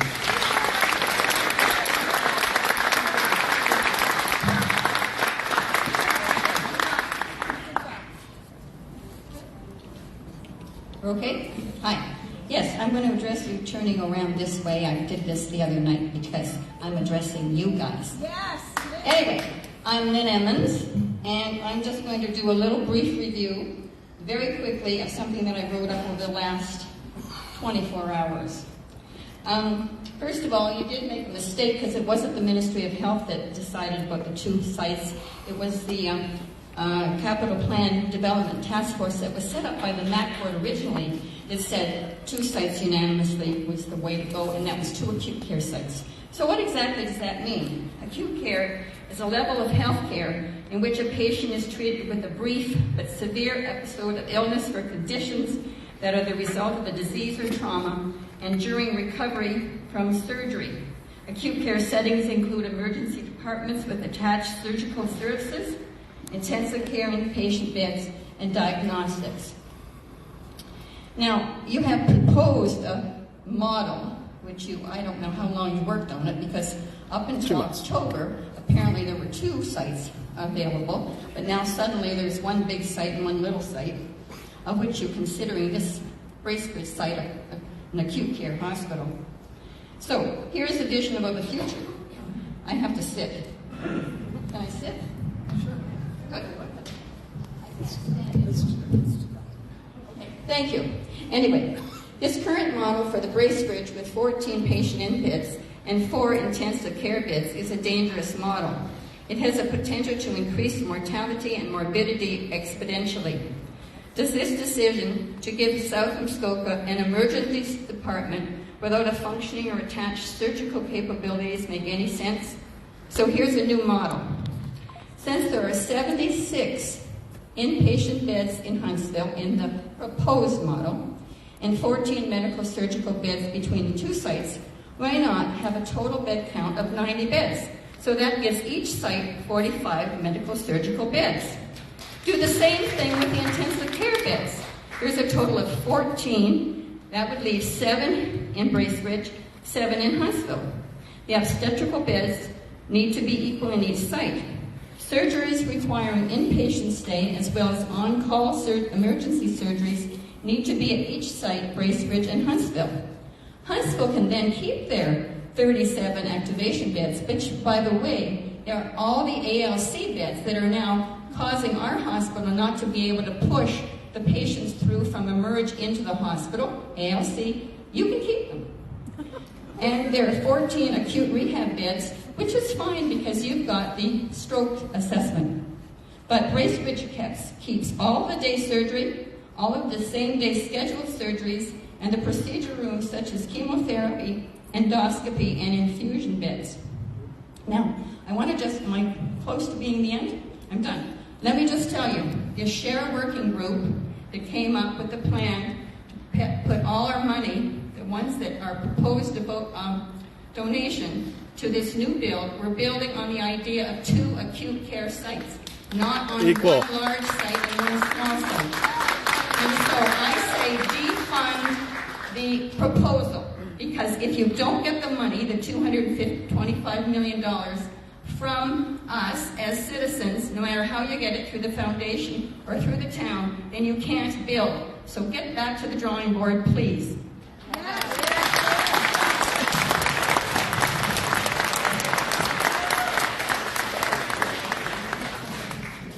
Thank you. Michael Christopher, I'm in Bracebridge. A couple of quick questions. One is, what's the estimated cost for each site? What's the estimated cost? I don't have the breakdown right.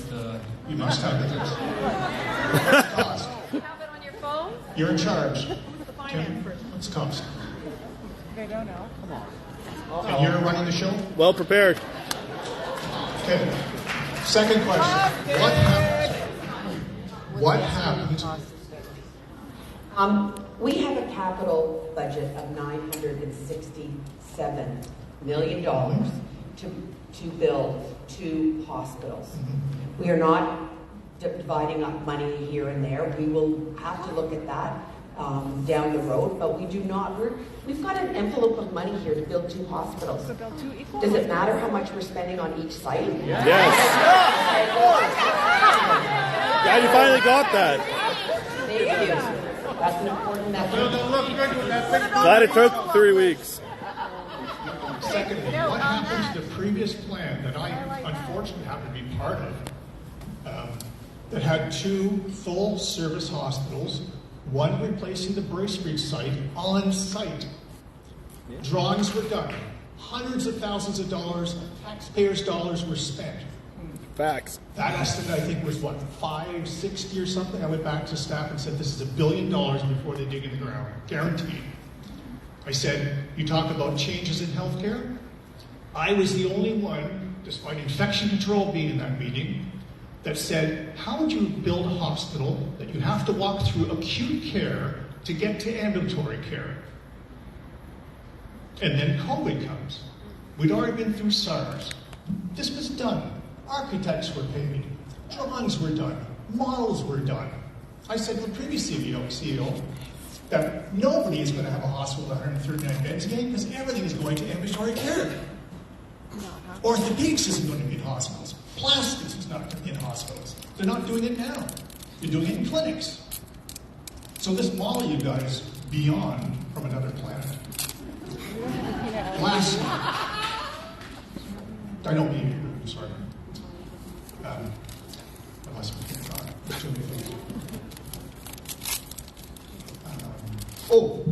I will gladly volunteer to take a position on the board. Done. Only as Done. board chair. Only as board chair. Not a backroom seat. And I'm not kidding. I'll gladly take it. There we go.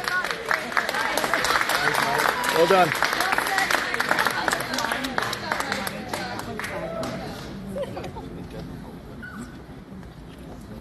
Good evening. My name is Carolyn, and I'm from Muskoka Lakes. And I'm a registered nurse in obstetrics at the South Muskoka Memorial Hospital. I'm also a mom and a wife and an active member of this community. I was born at the Bracebridge Hospital, and now I deliver babies and even had my own in the same building I was born in. I am proud to live and work here.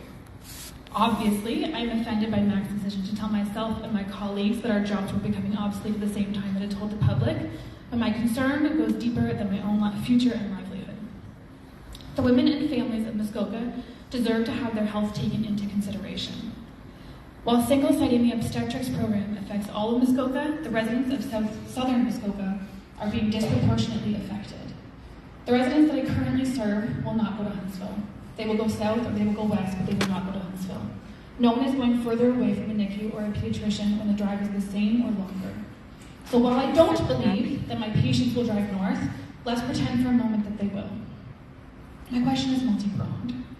What is the plan for transporting patients from the South Muskoka region to Huntsville for their prenatal care week to week?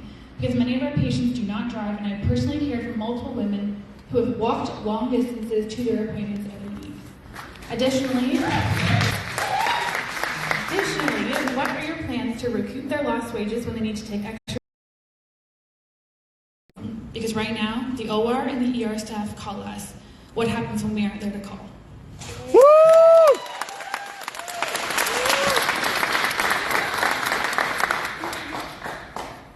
So the first question, I just had a really great conversation with Dr. Kapos on Friday, and she had some really great suggestions for us for the Bracebridge site. So a couple things, we're developing prenatal clinics.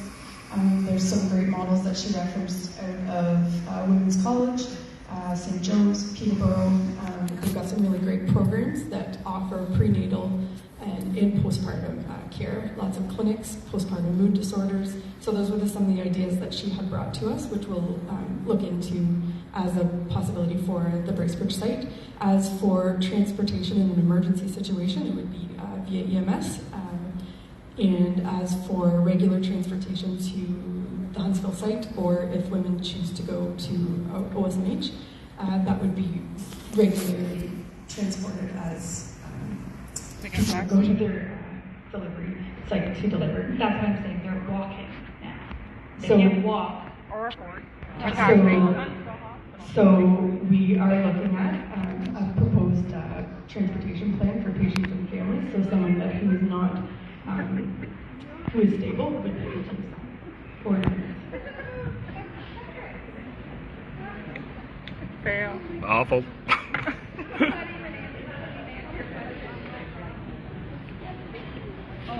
Good evening. My name is Lindsay McDougall, and I'm a resident of Bracebridge. My first question for the board is how many acres is the site that South Muskoka sits on? 11 acres. 11 acres. I grew up in the small town of Collingwood, Ontario, which is a 12.6 acre site. It has an 87-bed hospital and sees over 3.5 million visitors a year due to the influx of the mountain, Blue Mountain. My question to the board is,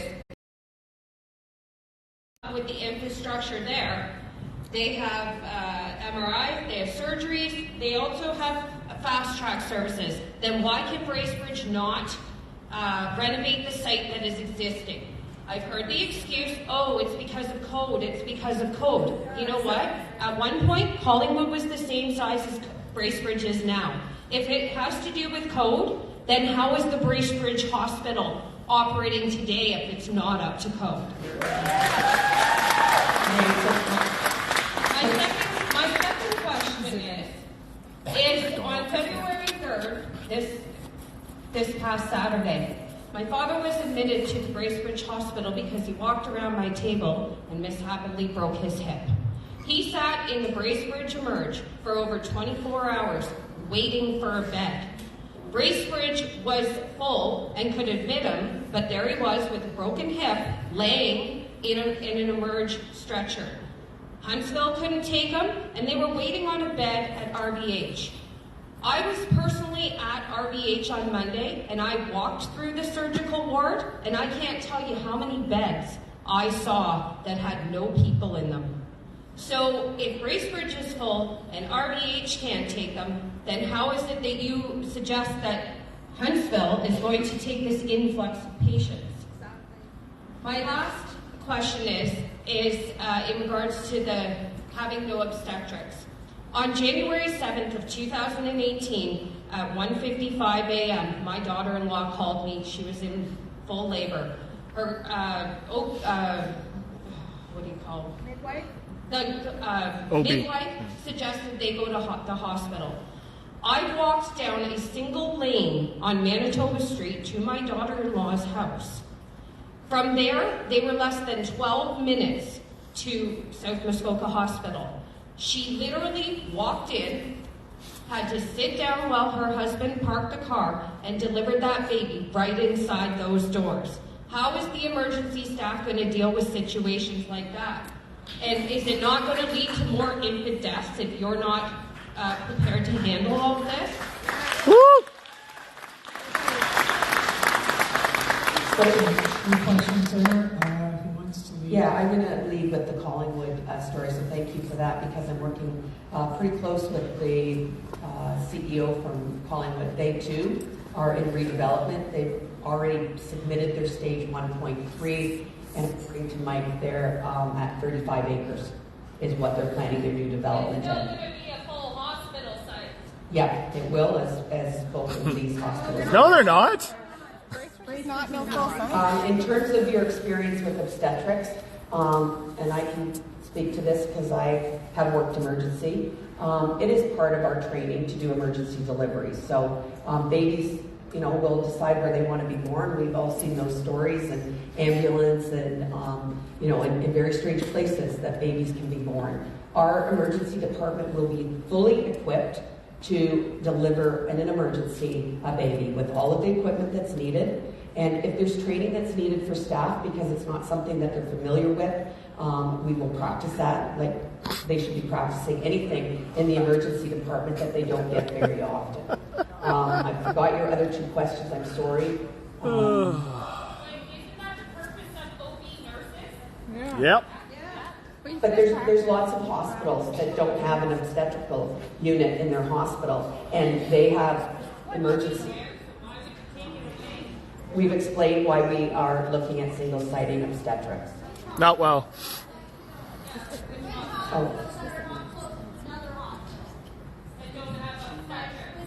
So, yeah, okay. I'll talk to you about the I can't answer the questions that are being asked. That's pretty unique nowadays, isn't it? So my name's Amanda. I am a registered nurse, and I recently gave birth to my son in October at the Bracebridge Hospital. I came in an active labor. I had a 20-minute drive and ended up having an emergency cesarean section because he started to become in distress. So I am very thankful to everybody there that was supportive of that. So my question, I did ask this in Huntsville, and I would just like to pose it again because I felt it wasn't quite answered. So Dr. Mason pointed out, thank you Dr. Mason, about liability. So labor and delivery is one of the highest one of the highest liability departments with anesthesia and with neonates. So I'm just wondering what kind of care is going to be provided at the Bracebridge Hospital if a woman has to stay, because it is about a 2-day stay, who is going to be looking after this patient? If there is a preterm infant going down the highway to Aurelia or anywhere else that is available, now you are separating the mother and the child if they have to go to Huntsville to stay, if there is nobody to look after them in the 14 beds at Bracebridge. So what are we going to do about that? And I'm just wondering, with the liability for labor and delivery, are your staff prepared in the emergency room to look after these patients? Are the number of the emergency visits that are proposed going to include, do they include the number of triage obstetrical patients that are going to be required to see the emergency room? Are there going to be beds available for that? And what kind of transportation is going to be available for them in case that they do have to go somewhere else?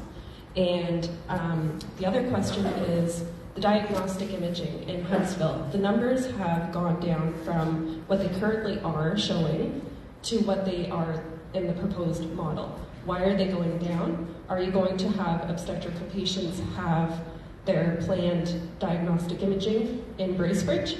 So now you're asking residents from Gravenhurst, Port Carling to go to Bracebridge but deliver in Huntsville. Is that what are they going to do? Thank you. Thank you for sharing the experience. As a senior team and as someone who provides obstetrical and gynecological care, I have great appreciation for all the care providers at both sites. I've worked closely with them for 20 years and on site since I established that service for 13, 14 years. And my first visit to Bracebridge Hospital to provide an emergency coverage for a C-section was even before I started providing gynecologic surgery in Bracebridge. 3 in the morning, very similar to the experience that you mentioned. So, to answer your second question first, in terms of diagnostic imaging, the numbers in the proposed model appear lower in Huntsville because the vast majority of outpatient diagnostic imaging will be in Bracebridge. However, prenatal and postnatal care is planned to be available across all the communities, and prenatal and postnatal ultrasound and such services are planned across all communities. In terms of the risk and the liability, demography is not really in our favor. We have approximately 100 deliveries in Bracebridge, approximately 200 in Huntsville. If we had 200 and 300, or 400 and 700, there would be no question about where obstetrics needs to be focused or whether or not it needs to be focused. At a birthing unit with less than 100 deliveries a year, that there is a risk related to quality and safety in terms of maintenance of competence. And the vast majority of obstetrical units in Ontario with less than 100 births a year have been consolidated. This is just a fact of what's happening across Ontario. Now, even if obstetrical service will be focused on one side or the other, there will need to be provision for 24/7 coverage for potential obstetrical emergencies at both sites. So if, for example, and again, this is a proposed model, if, for example, the proposed model focuses obstetrics in Huntsville, there will need to be a plan for 24/7 obstetrical coverage in Bracebridge. These are discussions that will be had. There won't be coverage. With the obstetrical care providers and with obstetrical nurses to make sure that such an emergency delivery or an emergency C-section can happen safely. So I do not have a finite answer for that second question, but the discussions are ongoing, and that's why this is an iterative process and more discussions are happening with the care providers. They already said we can't keep our OB nurses because the numbers are so low. Hello. Why would the doctors do My name is Jacqueline. Thank you. I have a couple questions to kind of piggyback on what those ladies were saying. How can you say your model is about patient care when you're asking women to drive an hour plus coming from the Port Carling area, especially if weather's bad, and that is laboring? And how is this patient care, and how can you ask the population to be okay with that? As stated earlier, it seemed that EMS will be delayed to the call due to the lack of units and possible transfers out of Bracebridge. And then also to piggyback on the statement about hospitals closing OB units, I'm kind of curious as to what hospitals you're referring to, because I feel all of the hospitals down south, Alliston, which is even a smaller hospital than Bracebridge, has an OB unit, and EMS is directed to go bypass ER to go to OB with a labor or pregnant switch.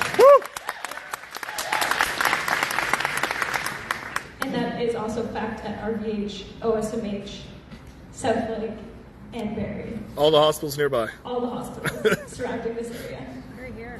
Yay. It's because All they have a hospitals different have board. higher number of deliveries than more than 100.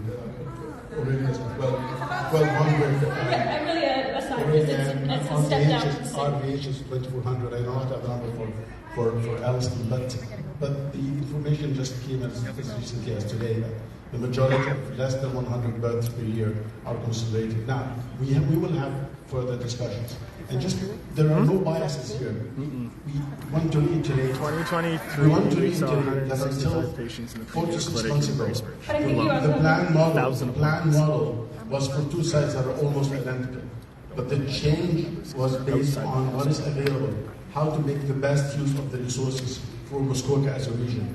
So we are happy to engage in more discussion and more notification, but knowing that there are certain parameters that we have to work within. I can't remember your other question, but I'll be here after and I'll happy answer. I just mostly just how you can expect young families to be okay with that. Sorry, now I remember. Yes, someone driving from Port Carling. It is not the best situation to drive for 45 minutes. It is not. And for transportation between the two sites, and again, there's no finite plan about that, but there will need to be two types of transportation available and included. That is a given.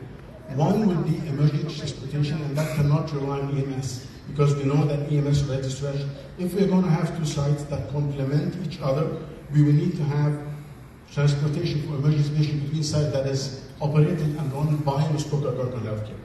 And the second type of transportation... Wouldn't that also be privatization of emergency services? No, there's no privatization. We are speaking here, this is a public hospital, speaking about the public system.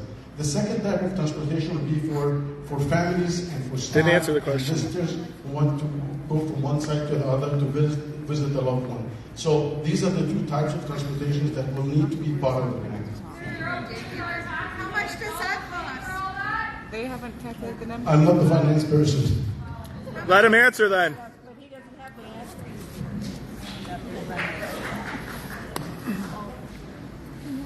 Good evening. Alan Clark from Bracebridge. You mentioned you want a different and creative solution.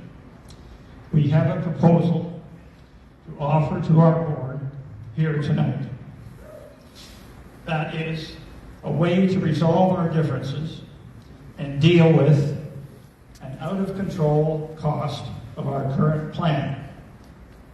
This will take a few minutes more than my 2 minutes, but I think you'd be interested in what we have to offer.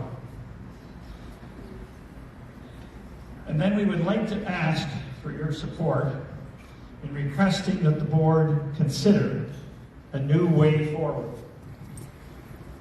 So, we need to address the elephant in the room here tonight. That is the massive cost of our current plan to build 2 new hospitals. We did not know this when we started. We know it now. It is closing in on $2 billion. This is not affordable. Our 25% share here in Muskoka would be $500 million. Our 75% share as Ontario taxpayers would be another $1.5 billion. The board did not know this when they started. It is not their fault. Circumstances changed. We wanted a 2-hospital plan. Costs changed. Our healthcare model has changed. Let us not chain ourselves to our old model. Let us embrace change and move forward. A new healthcare model is a distributed model. This model fits Muskoka well.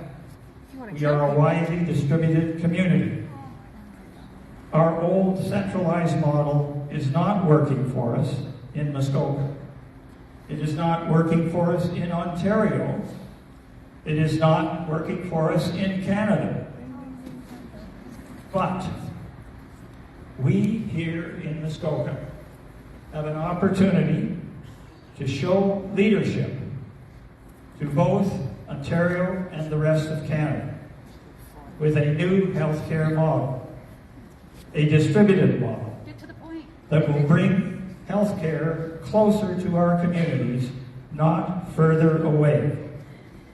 And it will do it at a price we can afford. Is there any point in the near future? To start this, we need two things. Here's the point. First, we need to keep the two hospitals we have. We cannot afford to demolish the millions of dollars that we have invested in them already. Let's go, Alan. But second, we need to optimize the efficiency of our current hospitals. Our plan is to create additional secondary care beds to fix the bottlenecks in our critical care and emergency departments. Right now, as you said, 30% of our hospital beds are filled with non-critical care patients. So, our request to the board tonight Speed it up. would be, could you cost out a new 5-site model? Alan, all right. 2 of our current hospitals. There's the timer. But adding 3 secondary compassionate care nursing facilities to be located in each of our 3 communities, Gravenhurst, Bracebridge, and Huntsville. All right, let's go, Alan. This would be a major step in rolling out a future, more distributed healthcare model. 5 minutes. We have seen the popularity of Andy's House here in Port Carling. We have seen success of our nursing stations here in Ontario. We have seen the popularity of our home care program. Let's go, Alan. A lot of people are looking to talk. You had 2 minutes. Thank you. Thank you, Mr. Clark. Unfortunately, we are... You said 9 o'clock. We identified that we need to be... You said 9 o'clock. In order to finish tonight's half hour meeting, later. Our MPP, Greg Smith, would like to say a few words. I'm very sorry. Great, let the people speak, eh? Speak for us, Graydon. You speak for us, bud. Sorry we're not getting a chance to answer their question tonight. As I said last week, this is a great opportunity for people to be out and asking questions, and I'm glad we've done that. I've had a lot of people contact my office from all over the riding, and it's been a really good opportunity to have a lot of conversations about a lot of the things that are on people's minds. One of the things that Matt said last week was that they were going to take more time. That's one of the things that I talked about last week as well at the meeting, and I think it's really important. It's really important that they take the opportunity to think about everything that they've heard from everybody in all these meetings, and I'm really pleased that they've committed to... They haven't, though. We do have, I think, a pretty exciting opportunity before us. I've been part of this conversation one way or another for 10 years, talking about single sites, talking about 2 sites, talking about making sure both communities win, talking about making sure that the communities of Muskoka and Algonquin are well served by health care well into the future. The board does not have an easy job. There has been a very varied set of opinions tonight on what we should do next. But again, I think the opportunity to take time and work with those opinions and think about how else can we approach this will really serve everybody. My job in this is to hear from you and translate those messages, and I'm going to try to do that the best I can. So please keep them coming in. Please keep contacting me. The time frame was still the same on the slides. They haven't changed their time frame. Are you going to make them publish the reports before they propose? We need the information, Graydon. Get us the I'm sorry, information. I can't really hear you all that well, but I apologize. So, anyways, I think more time will serve us all well in this. And transparency. Yes. And transparency. So let's work with that. And my job will be to try and not lose our place in that queue and keep things moving along and make sure that we have an opportunity to take advantage of what I think is a really exciting opportunity to shape our future healthcare in Muskoka that works for everyone. So just thank you very much to the board for this evening and for the work that they've done. Thank you very much for everyone that's reached out, whether that's doctors or nurses or people in the general public. And let's all keep talking and let's all keep working towards a solution. Cop out. We did action. Cop out. They're controlling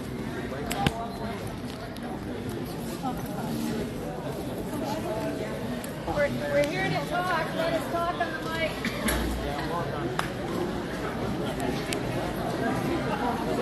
All right. That's going to be it for now. Might try to get some of the doctors because they didn't get a chance to speak either. See if I go back live, guys. Thanks for coming out.